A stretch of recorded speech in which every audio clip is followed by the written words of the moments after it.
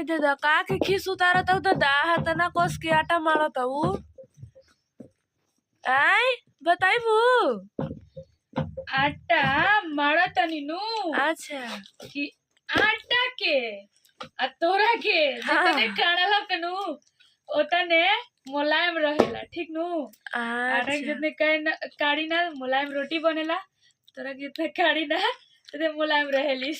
अच्छा ठीक नु हाँ हाँ तो ऐसे आता ना काढ़त ओकरा के ना कोई बात ना अन हो अन के प्यार से पेश आवे के चाहिए।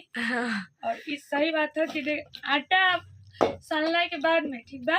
और हम कितनो भी आटा साने को होई ना एक के हाथे साना में हाथ में कुछ ना रही हाथ सब साथ सकता नहीं। अच्छा ये टैलेंट है मेरे पास ठीक है। अच्छा सीखे के पड़े हमर आशा है ना हो गलू एक गोल कर दे एकदम से मार के फिर गलती के क्षमा मांग लो कैसे हाथ जोड़ के हाँ हाँ